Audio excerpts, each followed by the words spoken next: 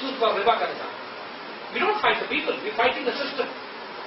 یہ غلط لوگ ہمیں کہتے ہیں کہ ہم لوگوں کو قتل کروانے کی بہت مانگ کریں, نفرت کرتے ہیں یہودیوں سے, ہندوؤں سے. ہندو بیچارہ تو بیچارہ دلیل شدر مسکین, وہ تو بیچارہ انسان ہی نہیں سمجھتے اس کے گھر والے ہوتے, اس بیچارے سے دشمنی کیا ہے. سر آپ نے دو لوگوں کی سرشٹی کہا ہے, اقبال کو اقبال کے طریقے سے چل رہے ہیں اور ایک اقبال کا بیٹا ہم دونوں طریقوں پہ چل رہے ہیں. فالوئنگ دا ڈاکٹرن آف مجدد الفسانی ہے. مجدد الفسانی تو دیکھیے اکبر بادشاہ بہت اچھی مغلوں کی حکومت تھی. حال یہی تھا کہ چاروں طرف انڈیا میں بڑی بڑی طاقتیں سر اٹھا رہی تھی, مراٹھوں کی, سکھوں کی, اس کی طاقتیں موجود تھی. اکبر بہت اچھے پاورفل کنگ تھا. 800 سال سے مسلمان حکومت کرتے چلے آ رہے تھے انڈیا پہ, مگر انڈیا میں مسلمانوں کی تعداد زیادہ نہیں تھی. اگر مغل حکومت گرا دی جاتی, مغلوں میں بغاوت ہو جاتی ہے, سول وار شروع ہو جاتی, تو اس کا فائدہ کس کو ہوگا؟ دشمنوں کو. اور مسلمان پہ انڈیا سے ختم کر دیا جاتے, سول وار. انگریز بھی آ رہے تھے باہر سے. تو مجدد الفسانی نے یہ کیا, اس بات کے باوجود کہ اکبر نے کھلا کفر کر دیا تھا, مجدد الفسانی نے اس کو کافر نہیں کہا اور اس کے خلاف اعلان جنگ نہیں کیا. بادشاہ خراب تھا, ریاست تو خراب نہیں کی, ریاست کو بچانے کے لیے بادشاہ کے خلاف اعلان جنگ نہیں کیا اور طریقہ اختیار کیا بادشاہ کے ایڈوائزرز پہ تبلیغ کرنے کا دعوت. تو جتنے بھی جنرلز تھے اس وقت کی انٹیلیجنسیا تھی, اس وقت کے پڑھے لکھے لوگ تھے, اس وقت کا میڈیا تھا, اس وقت کے مسجدوں کے امام تھے, جو لوگ تھے اس وقت کے اوپینین میکرز یا پالیسی میکرز, ان پر مجدد الفسانی نے کام کر کے ان کو اپنی طرف ملا دیا. آپ اگر مجدد الفسانی کے وہ خط دیکھیں جو مکتوبات ربانی کے نام سے ہیں, اس پہ کبھی اس جنرل کو خط لکھ رہے ہیں, کبھی بادشاہ کو لکھ رہے ہیں, کسی عالم کو لکھ رہے ہیں, کس کو لکھ رہے ہیں, ان کو اپنی طرف کر دیا. نتیجہ یہ ہوا کہ اکبر بادشاہ جو فساد پھیلانا چاہتا تھا, آخر حکم تو اس کے لوگوں کو دیتا تھا, اس کے لوگ عمل نہیں کرتے تھے, اور جتنا بھی فساد کر سکا اس نے کیا. لیکن اتنا بڑا حلقہ تیار کر لیا انہوں نے کہ جب اکبر مرا تو اکبر کا بیٹا جہانگیر مجدد الفسانی کا مرید, تو مجدد الفسانی نے پھر جہانگیر کے ذریعے وہ سارے کام الٹے کروائے جو اکبر بادشاہ نے کر دیے. گائے کی قربانی پہ پابندی ہو گئی تھی, نمازوں پہ پابندی تھی, حجاب پہ پابندی تھی, اذانوں پہ پابندی تھی, مسجدوں کے بنانے پہ پابندی تھی, مسلمانوں کو سور کھلایا جاتا تھا, بادشاہ کو سجدے کیے جاتے تھے, اور اکبر کا کلمہ پڑھا جاتا تھا کہ یہ رسول ہے اور خدا ہے. یعنی یہاں تک بات پہنچ چکی تھی اکبر کے دربار. اس کے باوجود انہوں نے اکبر کے خلاف اعلان جنگ نہیں. اسی لیے ہم زرداری کے خلاف اسی لیے کھلم کھلا اعلان جنگ نہیں کرتے, اس کے تمام تر فساد کے باوجود کہ ریاست کو نقصان پہنچے گا, اندر اور باہر جو دشمن بیٹھے ہوئے ہیں وہ اس رانتی سے سول وار سے فائدہ اٹھا کے پاکستان کو کھا جائیں. اور ہماری اسٹریٹجی یہی ہے کہ ہم لوگوں کی فہم سازی اتنی کریں کہ یہ جو پاکستان کے سسٹم میں جو لوگ بیٹھے ہوئے ہیں یہ بذات خود جب یہ حکومت جائے گی تو جو نئی حکومت آتی ہے وہ ان پالیسیز امپلیمنٹ کرے کہ جو ہم علامہ اقبال کی آئیڈیالوجی کو پروموٹ کرتے ہیں. اس سے بیٹر اسٹارٹ. اور اقبال نے جو کیا تھا, اقبال نے بھی یہ کیا تھا. Again Iqbal work is a British بات. وہ ظاہر انگریزوں کے خلاف کوئی بات کریں گے تو غداری کا مقدمہ ہوگا. انہوں نے بغاوت کا کچھ نہیں کہا, قوم کو اتنا زندہ کر دیا کہ وہ قوم بعد میں اس قابل ہو گئی کہ انگریزوں سے تفاوت کرے. دیٹ کی مدد ہے.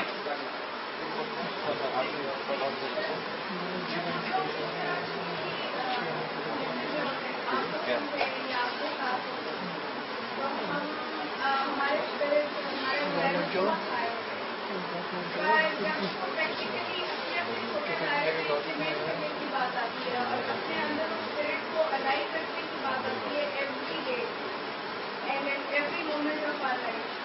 تو conflict given us in our lives. What was your focus?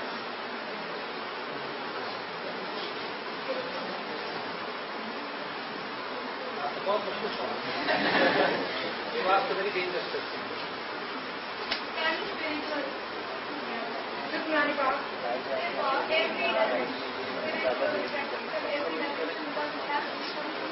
I don't know on which plane to answer you. You have to very difficult.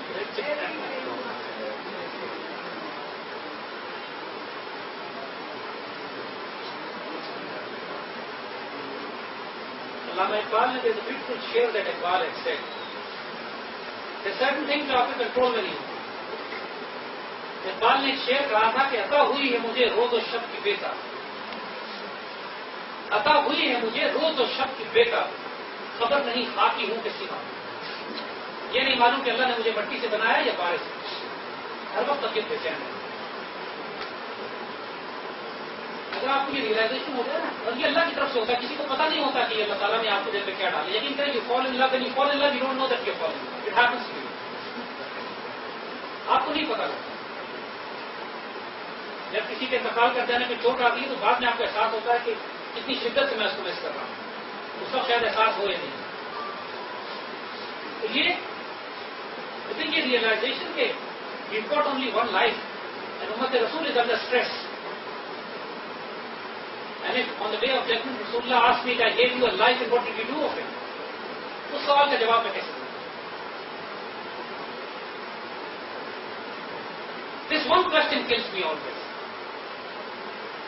When you go in front of Rasulullah and he asks you, میں نے تمہیں ایک زندگی دی تھی، تمہیں علم دیا تھا، تمہیں اذان دینے کی طاقت دی تھی، تمہیں اختیار دیا تھا، تم نے اس کا کیا کیا؟ تو میری امت تکلیف ہے. علامہ Iqbal, this was exactly the same driving force جس نے اقبال کو پاگل کیا ہوا. دیکھو اسی سب کچھ کرنے کے بعد پھر مجھے اللہ سے درخواست کرتے ہیں تو غنی تو عالم من فقیر، آپ پوری کائنات کی بات ہے، میں ایک فقیر ہوں. روز محشر ازرائے من فقیر، قیامت کے روز میری ایک درخواست مان لیجیے گا. اگر تم یہ دینی حساب نہ گزیر، اگر آپ یہ دیکھیں کہ میرا حساب کرنا اتنا ہی ضروری ہے، بس نگاہ ہے مصطفیٰ اور اپنے نام کی حدود سے اس کو چھپا کے کی، حدود کے آگے میں شرمندگی برداشت نہیں کرتا. اگر رسول اللہ نے مجھ سے پوچھ لیا کہ تم نے اذان دینے کا حق ادا کیوں نہیں کیا، پھر میں کیا جواب دوں؟ This very fear itself kills me. Believe me, I don't care کہ میرے اعمال کیا، میرے پاس نیکی ہے یا نہیں ہے، گناہ میرے کتنے، I don't care. میرے نہیں چاہتے شکر مسئلہ نہیں ہے. ہمیں مقصد صرف مجھے ایک سوال ہے، اللہ کے رسول نے پوچھ لیا تو کیا ہے؟ تم ڈر گئے؟ تمہیں خوف آ گیا تھا، تم نے اذان نہیں کی؟ تمہیں کسی نے ڈرا دھمکا دیا تھا؟ تمہیں اپنے بچوں کا خوف آ گیا؟ تمہیں یہ خیال آ گیا تمہاری جان مال عزت رزق پہ حملے کریں گے؟ میری امت کا یہ حال ہو رہا تھا تو ڈر گئے؟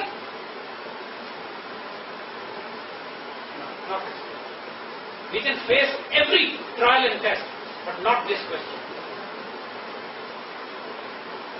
That is too difficult. آپ نے بہت مشکل سوال کر ایک لاسٹ پوائنٹ رہ گیا وہ یہ ایک سجیشن ہمیں بہت اچھی سجیشن آئی تھی کہ وی نیڈ ٹو پریپیئر. کسی نے کہا تھا یہ الفاظ ہم ایگزیکٹلی کوٹ کر دیتے ہیں. Somebody said that by tell your children that you need to prepare for their army. ہمیں ایسے بچے چاہیے کہ جو اس سارے میسج کو ڈلیور کر سکیں. They should have the speaking power and the knowledge base کہ ان باتوں کو آگے ڈلیور کر سکیں. اور اس کے لیے آپ کو پریکٹس کرنا پڑے. جو اچھی تقریر کر سکتے ہیں، جو اچھے بول سکتے ہیں، جن کے پاس نالج زیادہ ہے، آرگومنٹ زیادہ ہے، دلیل زیادہ ہے، اسٹڈی دیز اور ہمارے پروگراموں کو 10 دفعہ دیکھیں تاکہ وہ نالج آپ کے اندر چلی جائے. تاکہ جو اعتراضات میں اتنے سارے لیکچر ہمارے پروگرام پہ دیکھیں، ان میں ہزاروں سوال ہم سے کیے گئے. کبھی آپ نے یہ نوٹ کیا کہ جواب دینے سے پہلے ہم کو بھی جھجکیاں ہو یا ہچکچائیں ہو یا رکے ہو؟ نیور. وہ اللہ کا فضل ہے. جواب آپ کو اللہ کی طرف سے عطا ہوتی ہے، نالج بیس. آپ اپنے آپ کو تیار کرو کہ آپ اس قابل ہو کہ آپ آگے جا کے لوگوں کو کنونس کر سکو دلیل سے. We need to prepare more of you who are able to communicate and spread the message. تو یہ ایک ضروری کام ہے کرنے کا، کیونکہ جب ہزاروں بچے ہوں گے نا اس طرح کے، پھر وہ کس کو ماریں گے؟ ابھی وہ ایک کو نکال دیں گے تو کہیں گے کہ ہم نے مشن ختم کر دیا. ان کو پتا ہے کہ ابھی تیار نہیں ہوئے، نمبر 2 نمبر 3 نمبر 4 تیار نہیں ہے، اس لیے ٹارگیٹنگ دا مین. وہ سب سے آسان طریقہ ان کی پورے اٹیک کو ڈیفلیکٹ کرنے کے لیے کہ ہم ہزاروں بچے پیدا کریں. صبح کانگریس آپس میں بیٹھو، آپس میں ڈسکشن کرو، سوال جواب کرو، جو اعتراض کیے جاتے ہیں ان کے جوابات دو، کنوینس کرو ایک دوسرے کو. And have the knowledge that you can answer the people. وہ سارے سوالات جو آپ ہم سے کر رہے ہیں اس کے جواب سنتے ہو، you should be capable enough کہ ان کے جواب کو آپ آگے اسی طرح کنوینس آگے. اللہ آپ کا حامی ناصر ہو، انشاءاللہ ویری سون مل کے